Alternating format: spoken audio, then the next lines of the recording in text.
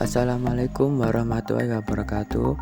Perkenalkan, nama saya Ananta Wira Satriaji, nomor absen 9, siswa dari SMK Negeri 4 Malang. Saya di sini akan menjelaskan basis data tentang normalisasi.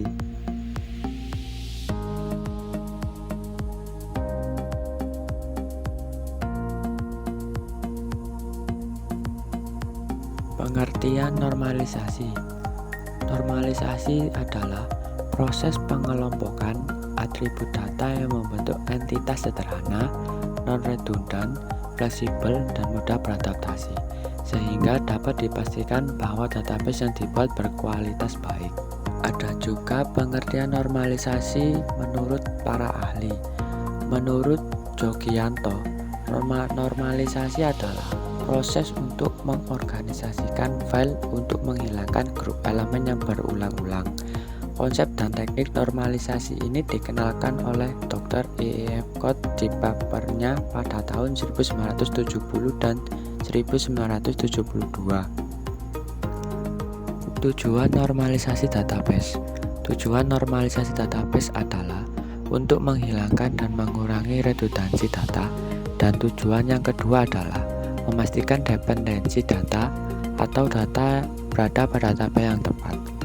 Jika data dalam tabel tersebut belum dinormalisasi, maka akan terjadi 3 kemungkinan yang akan merugikan sistem secara keseluruhan, yaitu pertama, insert anomali.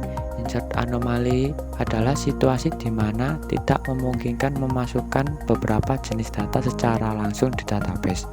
Kedua, deleted anomali. Deleted anomali adalah penghapusan data yang tidak sesuai dengan yang diharapkan. Artinya data yang harusnya tidak terhapus mungkin ikut terhapus.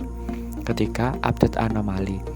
Update anomali adalah situasi di mana nilai yang diubah menyebabkan inkonsistensi database.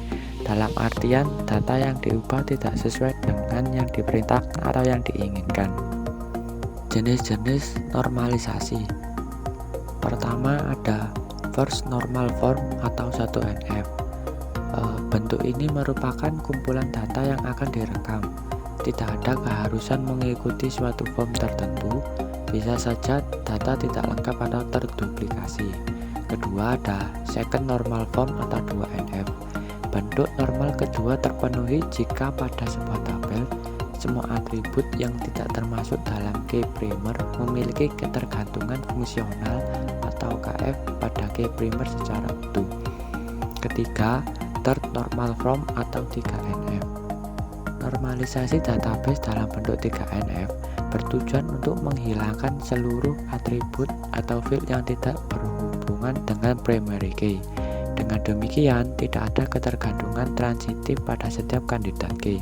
Yang keempat ada Boyce Codd Normal Form atau BCNF. Merupakan sebuah teknik normalisasi database yang sering disebut 3.5NF. Memiliki hubungan yang sangat erat dengan bentuk 3NF. Pada dasarnya adalah untuk menghandle anomali dan overlooping yang tidak dapat dihandle dalam bentuk 3NF. Kelima ada fourth normal form atau 4NF. Bentuk normal tahap ketiga atau 3NF merupakan kriteria alternatif jika kriteria BCNF yang ketat tidak dapat terpenuhi. Yang terakhir ada fifth normal form atau 5NF. Tahap ini dilakukan untuk mengatasi terjadinya joint dependent, pemecah relasi menjadi dua sehingga relasi tersebut tidak dapat digabungkan kembali menjadi satu. Contoh normalisasi data. Untuk melakukan normalisasi data, kita harus mengidentifikasi data seperti apa yang akan disimpan. Sebagai contoh, saya punya data dari struk penjualan. Di struk penjualan ada kode faktur, tanggal, kode barang, nama barang, harga, dan GTY. Kedua, jadi tabel yang belum dinormalisasi tadi perlu diubah, sehingga bentuk 1NF menjadi seperti ini.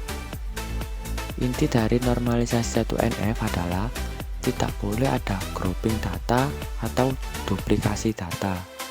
Dan itu terjadi pada kode faktur dan sekarang menjadi tidak ada duplikasi data. Lalu pada tahap normalisasi 2NF, ini tabel tersebut harus dipesah berdasarkan primary key, sehingga bentuk normalisasi 2NF dari tabel tersebut adalah sebagai berikut.